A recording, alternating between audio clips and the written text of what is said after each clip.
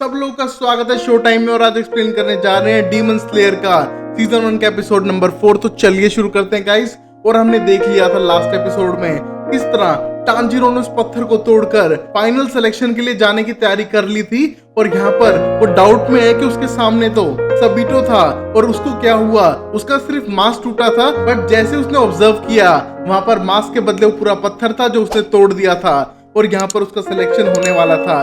और यहाँ पर हम देख पा रहे थे कि उसे समझ आ रहा है कि उसकी तलवार से एक स्ट्रिंग अटैच हो चुकी है जो उसकी स्मेल और सेंस की वजह से उसे दिखाई देती है। जब वो टारगेट पे लॉक हो जाती है तो खींचने लगती है। और यहाँ पर उसे तलवार उसी डायरेक्शन में चलानी है और अपने टारगेट को खत्म करना है। और यहाँ पर वाटर ब्रीथिंग टेक्निक को भी अच्छे से सीखने लग रहा था। और यहाँ पर हम देखते हैं आ चुके थे मिस्टर रोकोडाकी और वो कंफ्यूज थे कि उसने पत्थर तोड़ दिया।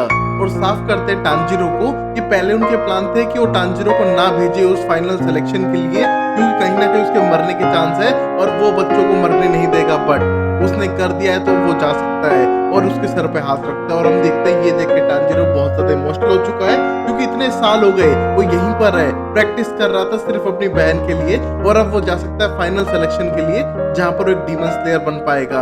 और उसके गले लग जाता है और रोने लग जाता है क्योंकि उसके इमोशंस बहुत ज्यादा हाई हो चुके थे।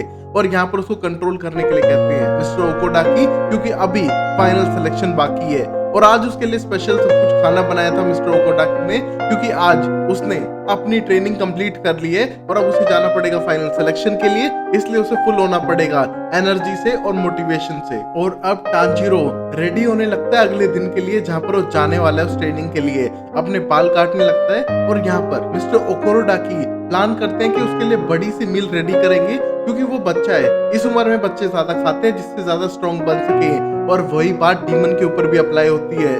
डीमन जितने ह्यूमंस को खाएगा वो उतना पावरफुल होता जाएगा। और कुछ टाइम बाद जब टांजीरो की स्मेल ज्यादा अच्छी हो जाएगी तो पता कर पाएगा कि कितनी इंसानों की आत्माओं को वो इसने खा रखा है और इंसानों की आत्माओं तक को महसूस कर पाएगा टांजीरो अगर उसकी स्मेल अच्छी हो गई इस फ्यूचर में तो।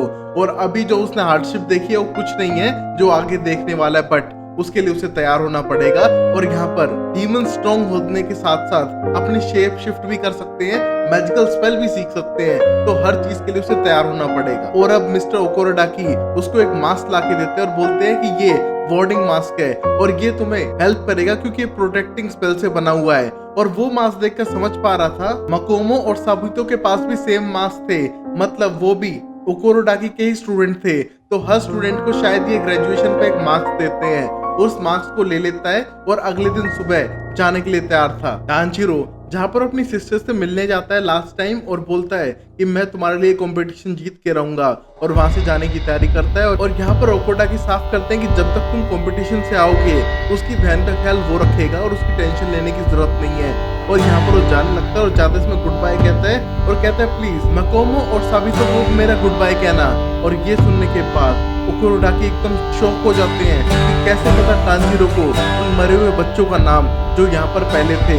और हम देख पाते हैं और डर चुके थे और पता चलता है मकोमो और साबितो मर चुके हैं और टांजीरो जिनके साथ टाइम बिता रहा था वो उनकी आत्माएं थी और वो यहीं पर भटक रही है। और अब टांजीरो पहुंच चुका है माउंट फूजी कसाने पे जहाँ पर इवेंट होने वाला था और देख पाता है कि 20 और लोग आ चुके हैं वहाँ पर इवेंट के लिए। और यहाँ पर दो एक जैसे दिखने वाली लेडी आकर इंट्रोडक्शन देने लगती है इस पूरे इवेंट का, जहाँ पर वो साफ करती है कि इस जंगल के आसपास वेजिटेरियन फूल लगे हुए हैं जिसके आसपास डीमंस नहीं आते हैं। इन फूलों के पार वो सारे डीमंस तुम्हारा वेट कर रहे होंगे। तुम्हें वहाँ पर 7 दिन बच के रहना है और जो लोग सरवाइव करके आ जाएंगे वो लोग डीमन स्लेयर्स हो जाएंगे और फाइनल सिलेक्शन के लिए अप्रूव करेंगे। और आपको 7 दिन वहाँ पर सरवाइव करना है अकेले। और हम देखते हैं यहाँ पर सारे स्टूडेंट जाने लगते हैं जंगलों के अंदर इन फूल की प्रोटेक्शन को पार करते हुए जहाँ पर उनका सामना होगा डीमंस के साथ।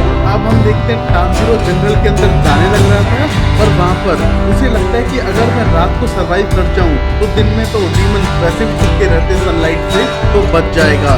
बट तभी हम देख पा रहे थे उसके ऊपर एक भयानक तरीके से डीमन ने हवा में से अटैक किया था और इससे डर के टांजीरो आगे बढ़ता है। और यहाँ पर डीमन खतरनाक सा बढ़ता भी वहाँ पर एक और डीमन आकर उससे लड़ने लग जाता है टांजीरो के लिए और कहता है कि मैंने पहले इसे देखा था तो मैं खाऊंगा।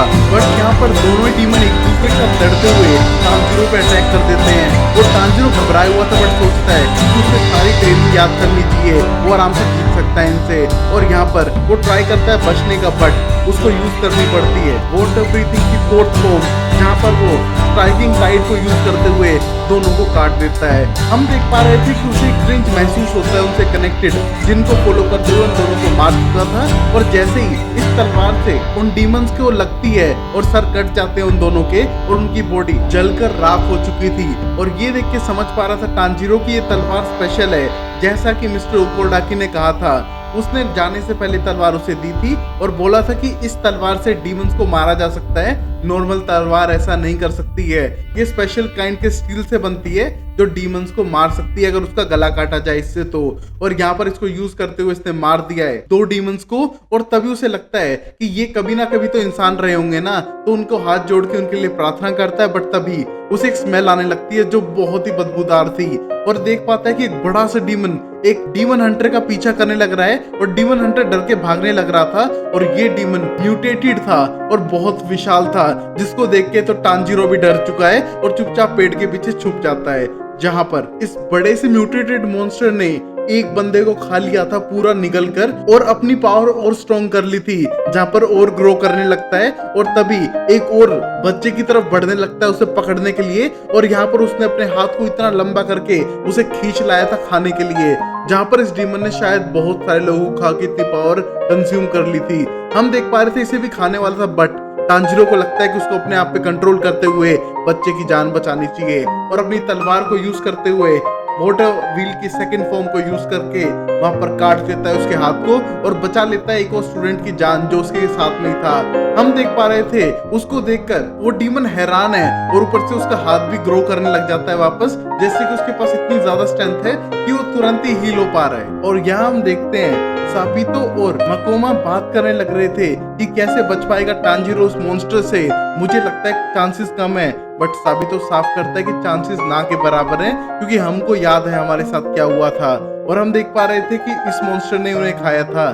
और यहाँ पर सरप्राइज है मॉन्स्टर देखकर टांजिरो को, क्योंकि उसको लिटिल फॉक्स मार्क से पहचान पा रहा था कि वो ओकोडाकी का स्टूडेंट है, और उसे पता चल चुका है कि 47 इयर्स बीत चुके हैं उसे इस प्रिजन के अंदर। और ये देख के उसे गुस्सा आता है, अपने आप को भी नोचने लगता है और बोलता है ये सब ओकोडाकी की वजह से हुआ है, उसकी वजह से मैं यहाँ पर फंसा हूँ। जब वो एक डीमन हंटर था वो मुझे भी यहाँ पर कैद कर गया, और तब से मैं यहाँ पर कैद हूँ। और हम देख पा रहे थे जो दूसरा स्टूडेंट था बोलता है ऐसा इम्पॉसिबल है कि एक मॉन्स्टर इतने साल तक जिंदा रहे, बट तभी वो साफ करता है कि उसने बहुत सारे लोगों को खाया है, लगभग 50 बच्चों को खा चुका है तुम जैसों को। और यहाँ पर वो 13 पहले ओकोडाकी के स्टूडेंट को खा चुका है, और 14 नंबर टांजिरो का है। वो गिन के पहले ओकोडाकी के स्टूडेंट्स को खाता है क्योंकि उसको उससे रिवेंज चाहिए, और यहाँ पर पटक के मारने लगता है टांजिरो को। और टांजिरो अपने आप को बचाने का ट्राई भी करता है, बट वो बेहोश हो चुका था। और हम देखते हैं उसको बेहोश देखकर जिसकी जान बचाने के लिए टांजिरो आया था वो लड़का उसको यहीं पर छोड़ के भाग जाता है, और वो बहुत ही सेल्फिश लग रहा था। और यहाँ पर टांजिरो बेहोश है, और ये मॉन्स्टर हंसते हुए आगे बढ़ने लगता है और बोलता है कि मैंने जैसे ओकोडाकी के पुराने स्टूडेंट्स को मारा था और लास्ट में वो जो 2 थे उनको मारा था, रेड हेयर और वो छोटी लड़की को, वैसे इसको भी मार दूंगा। और आगे बढ़ने लगता है, बट तभी टांजिरो को उसका भाई नजर आता है सपनों में, और उसकी आंख खुलती है और वो डॉज करते वहां से भागने लगता है, जहां पर डीमन उसका पीछा कर रहा था अपने हाथ फेंक के, क्योंकि वो एक म्यूटेटेड डीमन था। हम देखते हैं सबसे बचते हुए उसकी तरफ बढ़ने लगता है, और जमीन में से आते हाथ को भी रोककर उछल के अपनी जान बचा लेता है। और यहाँ पर मोकोमो और साबितो बात करते हैं कि इस डीमन को हरा पाएगा ये टांजिरो, क्या हमारी होप बन सकता है और अपने आप को जिंदा वापस लेके जा सकता है यहाँ से। और यहाँ पर साबितो को थोड़े डाउट थे, बट बोलता है कि आज तक इतने बड़े पत्थर को किसी ने अपनी तलवार से नहीं काटा है, वो सिर्फ टांजिरो ने किया है, तो शायद इस डीमन की वो गर्दन काट सके। और हम देखते हैं यहाँ पर टांजिरो अपना पूरा ट्राई कर रहा है, और एक बड़े से हाथ को डॉच करते हुए उस पे चलते हुए सीधा उसकी तरफ मारने के लिए बढ़ता है। बट डीमन को लगता है कि उसकी गर्दन बहुत ज्यादा टाइट है और शायद ये कभी उसकी गर्दन नहीं तोड़ पाएगा, और जैसे वो फेल होगा सर कुचल के इसे खत्म कर दूंगा। बट हम देखते हैं टांजीरो हार मानने वालों में से नहीं था। उसने टोटल कंसंट्रेशन की first form water surface splash को यूज करते हुए उसकी गर्दन उड़ा देता है, जहां पर डीमन अभी भी शॉक में है कि उसको कैसे मार दिया उसने, और यहाँ पर उसकी गर्दन अलग कर देता है टांजीरो। और यहीं ये एपिसोड खत्म होता है, जहां पर टांजीरो ने गर्दन तो अलग कर दी है, बट क्या डीमन अभी भी जिंदा रहेगा या नहीं। और ये जो दो स्पिरिट्स हैं, साबिटो और मकोमो, ये इसके अच्छे में है कि बुरे में है, या फिर इनको फिर से ह्यूमन लाइफ मिल पाएगी कि नहीं, देखते हैं अगले एपिसोड में। तब तक के लिए वीडियो को लाइक करो, और सिंपल सा 100 लाइक का टारगेट है गाइस इस एनिमे सीरीज पे, उसे कंप्लीट करो। तो प्लीज लाइक करो, चैनल को सब्सक्राइब करो और देखते रहो शो टाइम अमेजिंग सीरीज के लिए। तब तक के लिए take care, bye bye, sayonara, Tata.